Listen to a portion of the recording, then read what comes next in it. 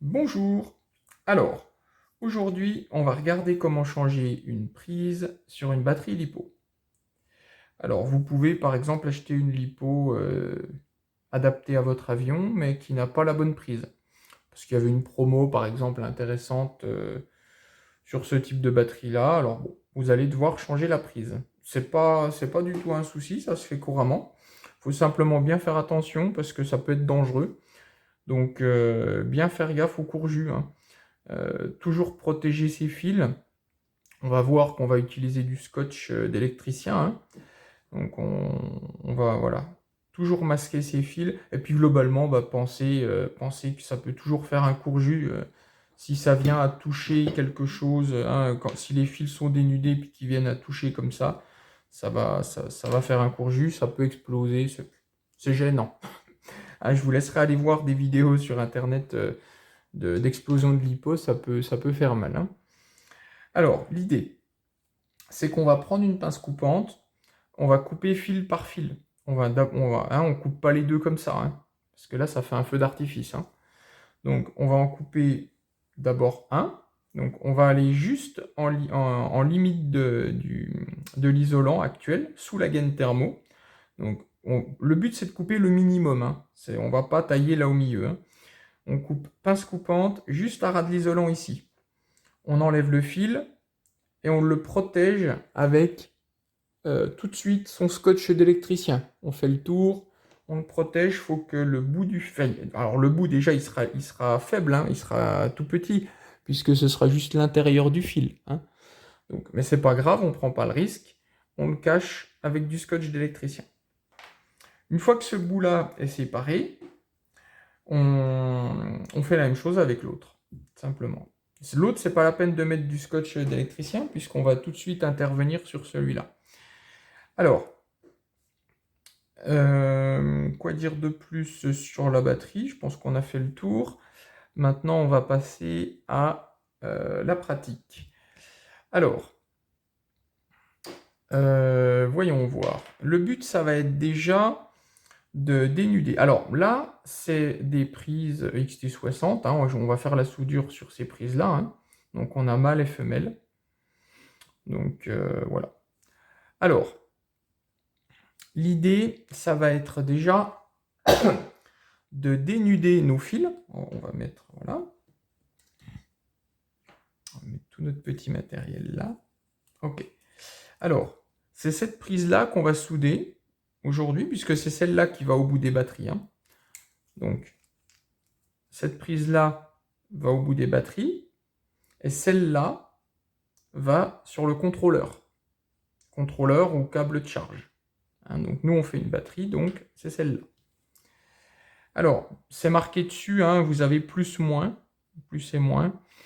Le moins, si toutefois c'est pas marqué sur les vôtres, le moins, le fil noir, c'est le côté pointu, hein, on voit qu'il y a un côté un petit peu pointu, et le côté plat, c'est le plus, hein, le plus, c'est le plat. Voilà. Donc, on en a terminé avec la batterie. On va maintenant regarder les prises.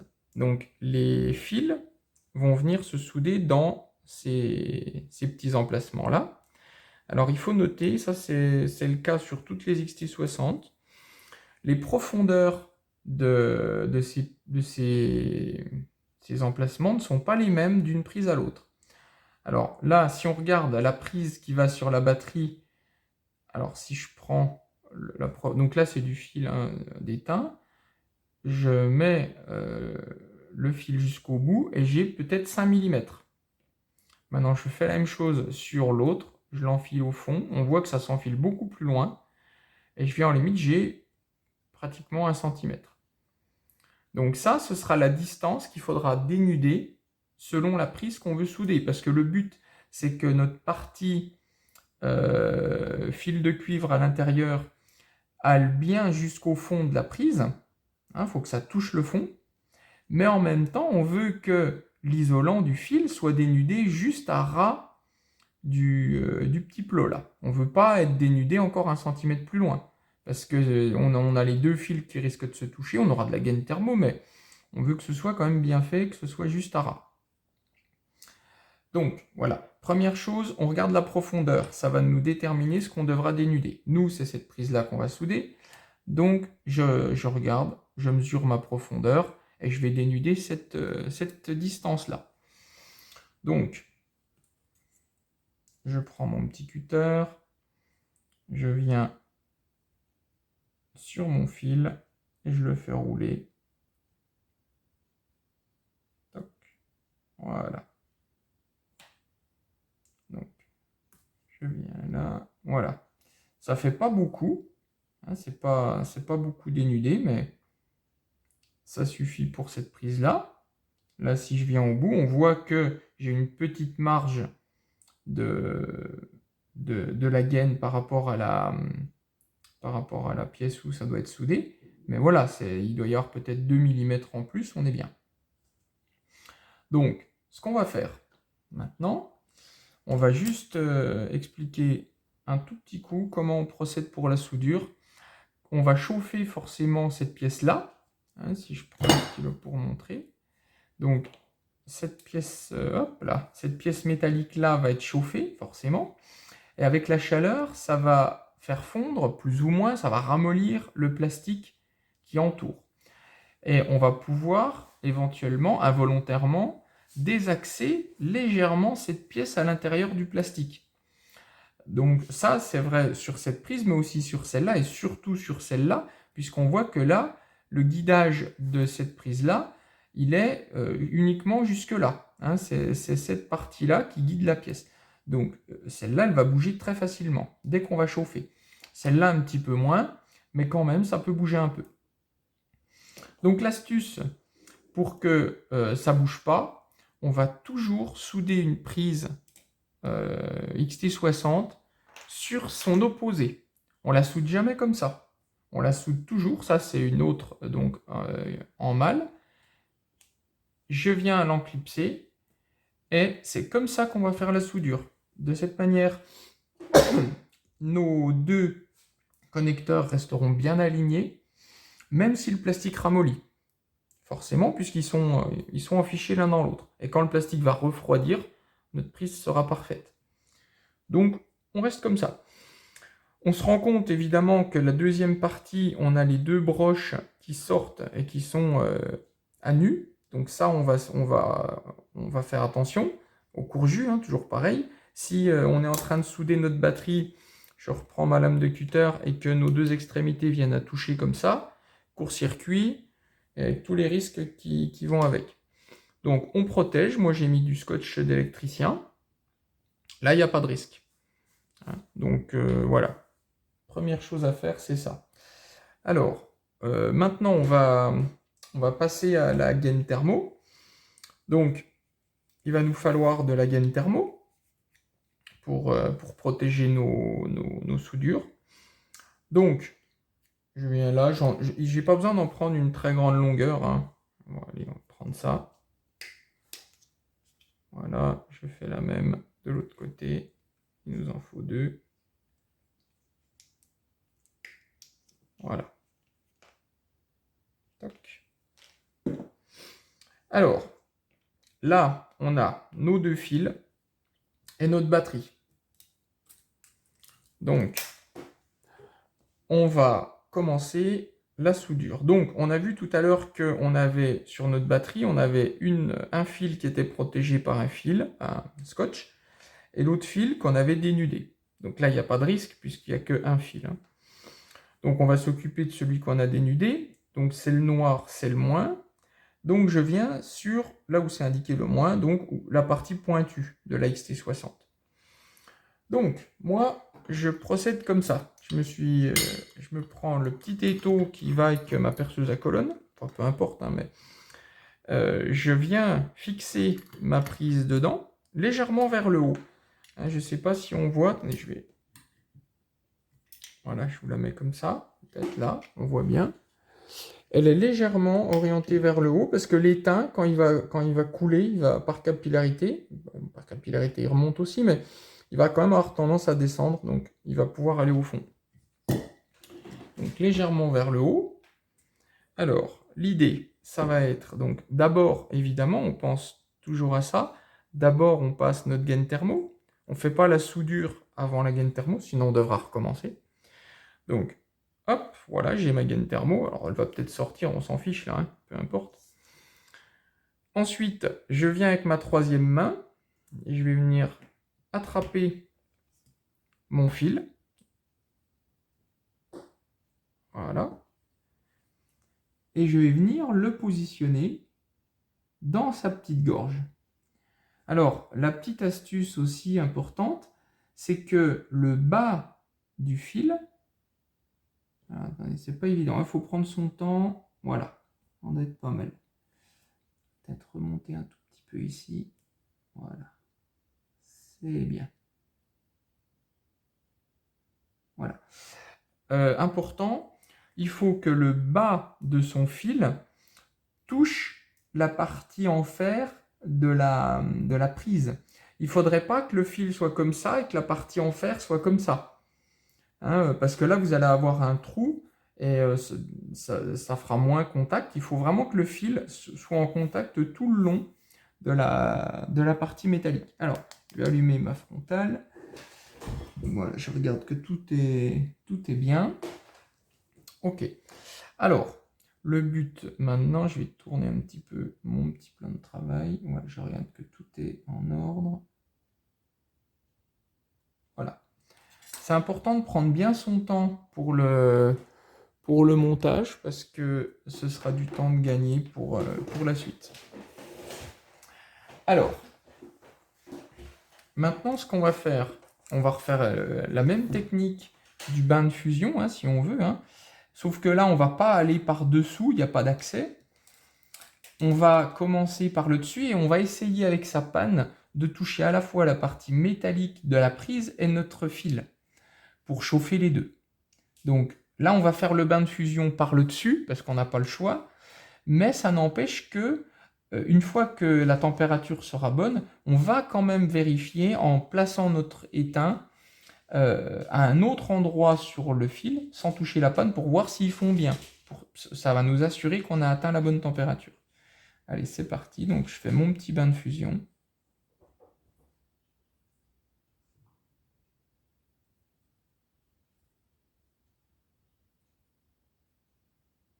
Voilà, là, je touche ailleurs que la panne. Hein. Donc, je chauffe bien. Voilà.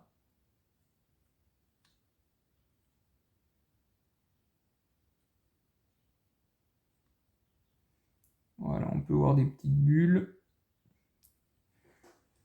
Ça a l'air pas mal. On regarde dessous. Ok, ça a l'air bien. Donc, on laisse refroidir. Il faut quand même bien charger sur les prises. On ne va pas hésiter à remplir le trou. Il faut quand même que ce soit costaud. Faut que... il y a des ampérages qui vont passer. Il faut que ce soit bien rempli. Ok, donc là on est bon. J'enlève mon montage. Voilà. Alors, je remets droit. On soit toujours là. Ok. Alors, là, ici, on a notre prise. Donc, le point important que je disais tout à l'heure, c'est que là, ici, alors je ne sais pas si on voit bien, mais là, entre la surface métallique et le fil, il n'y a pas de jour. Faut que là, on doit voir, alors là, je ne sais pas si sur la vidéo on le voit, mais dans la réalité, je vois que c'est le cas. Il faut bien que ça fasse contact avec la soudure, le fil et la soudure, jusqu'au bord, là, ici. Hein. Ça doit être tout pris dans la soudure. Si la soudure ne s'est pas répandue partout, ça veut simplement dire que ça n'a pas assez chauffé. Donc voilà. Alors, une fois qu'on en est là, on va pouvoir tout de suite mettre la gaine thermo, puisque là, on n'est pas encore protégé. Je rappelle, on est sur une batterie. On a le moins qui est soudé en face du moins, ça c'est bon. Ici, il n'y a pas de risque, mais si on fait la deuxième, il y a risque de... Voilà. Alors, on prend notre gaine thermo. Donc, elle était déjà en place sur le fil. Hein. Là, elle est tombée, bon, peu importe. Je viens la mettre là. Et si on voit bien ici, sur la prise, vous avez une petite gorge. Je ne sais pas si on la voit sur la vidéo, mais il y a une petite gorge autour de la pièce. Donc, le but, ça va être de faire rentrer la gaine thermo dans cette gorge. Donc, je prends mon briquet, je vais venir rétrécir. Alors là, elle ne rentre pas, la gaine thermo, elle est trop large. Donc, je vais venir juste chauffer un petit peu l'extrémité pour la réduire un peu, juste histoire qu'elle rentre dans la gorge. Faut pas la rétrécir trop pour pas qu'elle elle soit bloquée. Faut juste la rétrécir un petit peu. Là, par exemple, on voit que le bord, il ressort un tout petit peu. Je sais pas où je suis là. Non, zut, voilà. Hop, voilà. Toc, ça y est. Là, on voit que la gaine thermo est bien à l'intérieur de la gorge. Hein, je peux la ressortir, je vais la rentrer. Tac, voilà. Elle est bien dans sa gorge. Donc quand c'est le cas, une fois que c'est fait, on réduit. Encore une fois, on ne cherche pas à brûler, hein, c'est juste, on déplace notre briquet et voilà, c'est tout. Donc là, on a une belle soudure bien propre, bien protégée. On voit que la gaine thermo protège tout le tour, elle s'enfonce bien dans la prise. Et puis là, là on est correct. Alors, après on va faire la même chose donc, pour le fil rouge. Donc, bon, pour la vidéo, ce sera un peu long de faire la même chose de l'autre côté, donc ça n'a pas d'intérêt, hein, ce sera la même. Hein. Toutefois, en précaution, donc là, on vient y mettre la rouge, même procédé, on enlèvera notre scotch de protection qu'on a mis tout à l'heure, enfin peu importe. Et on n'oublie pas de mettre la gaine thermo avant de souder le fil. Chose à faire attention, le risque qu'il peut y avoir, c'est que quand vous allez souder cette prise-là, vous allez avoir un risque que de l'étain coule sur la partie du bas. Et éventuellement, de l'étain chaud en fusion, ça peut peut-être faire fondre la gaine thermo. Ou si vous amenez votre fer à souder trop près, que vous touchez là au milieu. Et là, c'est le courjus. Donc, c'est le moment un peu délicat. Il faut faire bien attention de ne pas toucher avec votre fer la gaine du bas.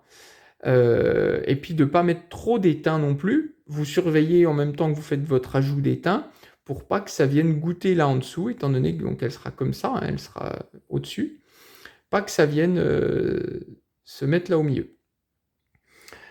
Aussi important, on essaye de ne pas brûler la prise. On ne doit pas toucher le plastique avec son fer, puisque sinon, on va fondre notre petite gorge qu'il y a ici, et on ne pourra plus mettre la gaine thermo proprement. Puis ça fera pas beau, ça fera tout fondu, ça sera pas joli. Alors, je vais juste terminer aussi la vidéo là-dessus. Donc là, on peut débrancher. Hein, notre soudure est faite, mais là, on est assuré que la partie intérieure est bien alignée, puisque elle était dedans quand on a chauffé. Ça, c'est des prises de bonne qualité, c'est des XT60 avec donc de la marque Hamas. Et ils ont innové, ils ont sorti un petit système qui dispense maintenant de mettre les gaines thermo. C'est-à-dire que si votre isolant, vous l'avez bien coupé pour que vous arriviez à ras du support, eh ben, ils vendent ces petites pièces-là maintenant. Donc, on vient ici, là. Alors, il n'y a pas de gaine thermo, on imagine qu'il n'y a pas de gaine thermo, hein. Et ça vient se clipser en force. Là, je ne veux pas le clipser, mais voilà. Ça vient comme ça se clipse en force et ça devient très difficile de l'enlever. En gros, ça donne ça. Et votre soudure, du coup, elle est protégée. Vous risquez plus de courjus. Alors, si vous voulez, vous pouvez mettre éventuellement gaine thermo plus ce truc-là. Hein, voilà, si vous voulez. Donc, je pense qu'on a fait le tour pour la soudure des prises de batterie. Encore une fois, faites très attention. Je vous dis ça parce que moi, je crois que j'ai fait toutes les bêtises possibles et inimaginables avec ces batteries-là. Donc, je me suis fait des étincelles bien souvent. J'ai eu la chance, ça m'a jamais explosé au visage, mais bon, ça aurait pu. Donc voilà. Bonne soudure à vous pour vos batteries. Si j'ai oublié des choses, n'hésitez pas à compléter dans les commentaires. Et puis, je vous souhaite bonne soudure. Merci.